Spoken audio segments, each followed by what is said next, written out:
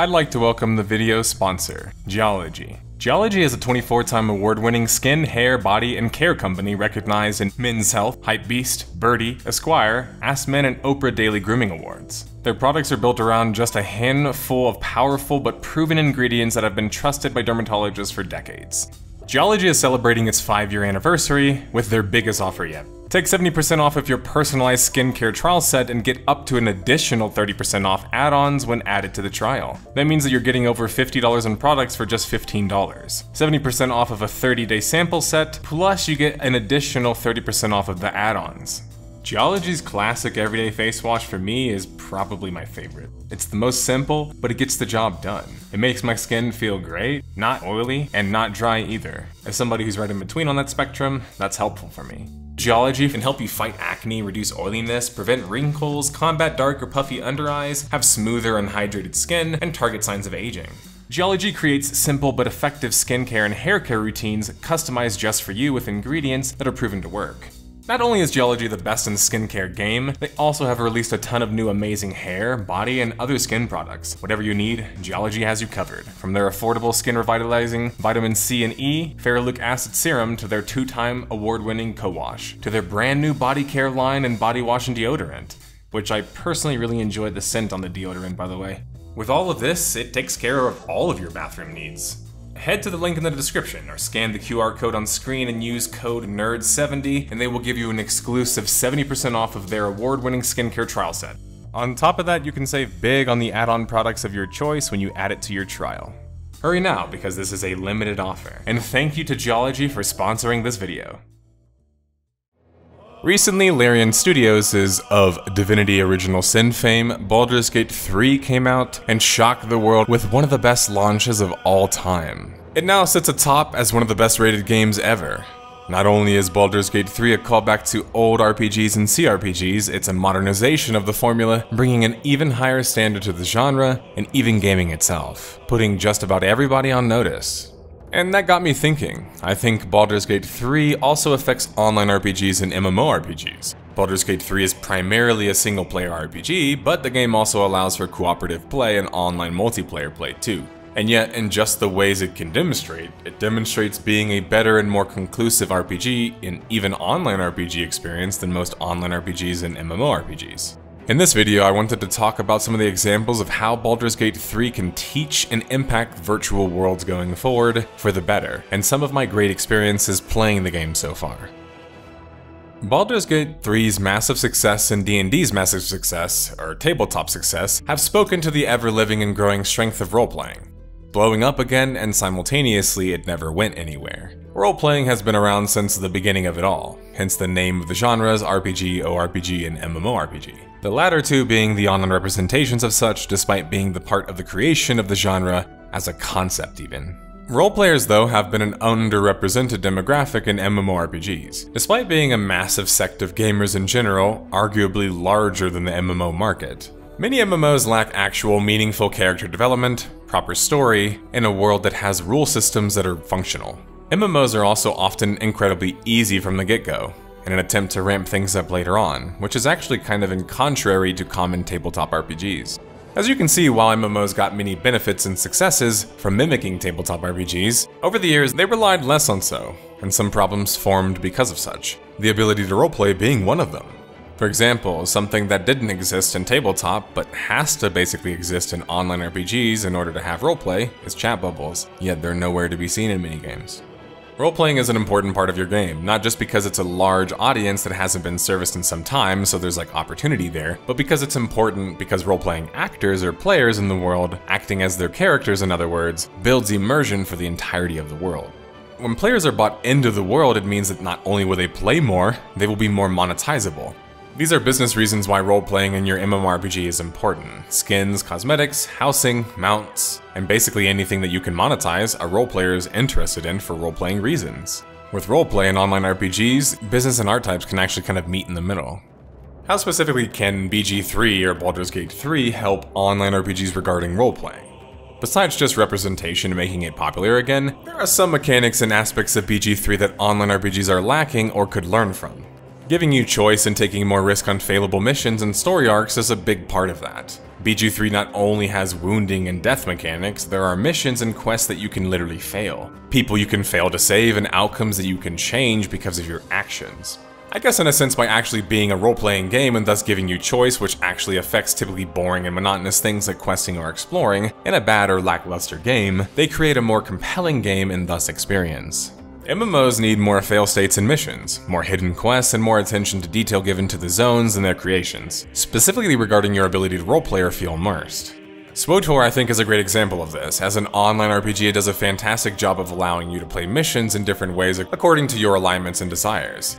However, when you compare it to BG3, it takes far less risk. SWTOR is not only unbelievably easy to play and level through, you can't really fail the missions or encounters as you go through them. BG3 on the other hand has death state fails, which might be extreme in an online RPG context, but still, shows the extent of how much risk RP-wise the game takes versus many virtual worlds. There's room for growth and opportunity there, especially because oftentimes people argue against such things as not being popular enough. But more examples can be things such as class identity. In modern MMOs, every class can heal, DPS, and tank. Meanwhile, D&D, or in this case Baldur's Gate 3's class identity is and was fantastic, and a key part of the game. And not just in how you approach the combat, but playing the game in general, as I will explain more later on. But for example, I rolled a Drow Barbarian on my second playthrough and to my delight, was shocked at how different it played from the Wizard. Not only was I stronger and able to do things like throw people across the map and off of cliffs, I was able to fight in a completely different and unique way. The dialogue options and gameplay options shift as you pick a different class, which makes you want to start strategizing which classes work best together for the best team comp. That way you can shore up each other's weaknesses or accomplish specific team comps. Because the classes are unique in BG3, it allows for each of them to feel special and powerful.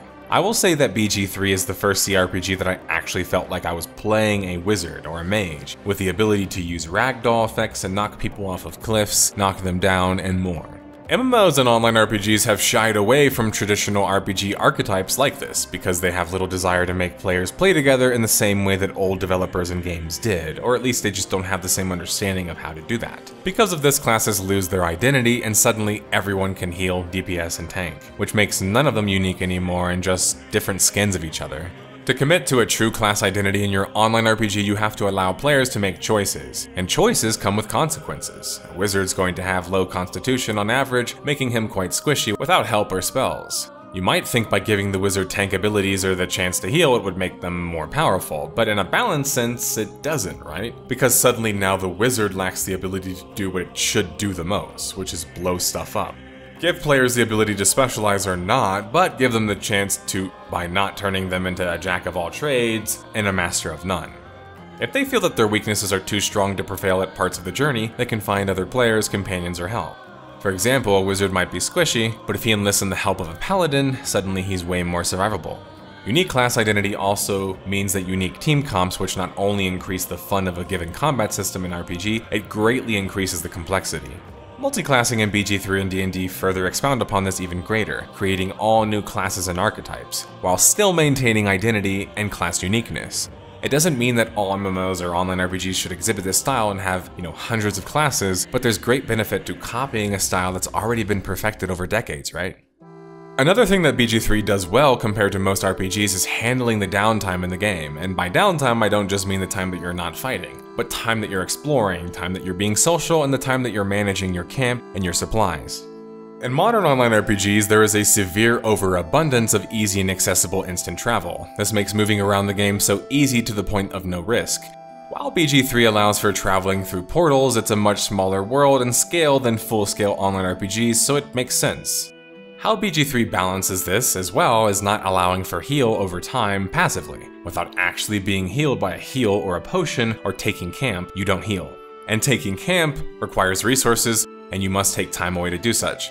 And this builds into the RPG experience that you must find time to relax and even do it reluctantly sometimes. It also gives you the ability to socialize and learn more about your companions. Camps can function very similarly in online RPGs, as they have already existed in many different ones. However, oftentimes healing or navigating in those games is rather trivial, and camping is less so. If online RPGs turn camping and traveling into a difficult part of a game, whether due to lack of resources, harsh environment, or more, I think it will greatly increase positive downtime opportunities. These are perfect for social interactions. Online RPGs sometimes make the mistake of not having any downtime at all, which effectively kills chances for social interactions and doing things like trading and playing music and making new friends. Making camp costs something, and it also makes it to where surviving is a persistent thing throughout the game, which again makes you feel more invested into your world and your character. Another amazing achievement in BG3 that MMOs have historically been lacking in, especially of late, is the combat. BG3 is what most people describe as a CRPG, and these sorts of RPGs haven't always been touted as the best gameplay-wise or combat-wise, oftentimes due to the speeds of the game, and lack of impactful movement or abilities. BG3, however, manages to execute both a fun and tactical combat system. Class identity goes hand in hand in making this feel rewarding as a combat system too. While it might be strange to suggest BG3 for a game that online RPGs could learn from, my reasoning for such is that because BG3 has the benefit of having an incredibly fleshed out rule system and doing a fantastic job of executing such onto their engine. D&D already exists, and Larian already has experience in working with RPGs. It was a natural fit that just worked out really well.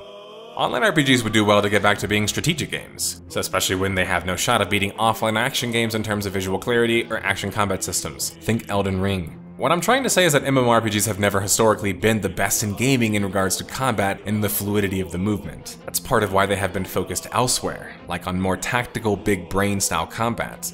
But the biggest reasons that MMORPGs did that was because of limitations. They needed GCDs to slow things down for latency purposes, and with the scale of the games, it's impossible to beat offline games that aren't worried about putting thousands of characters on screen.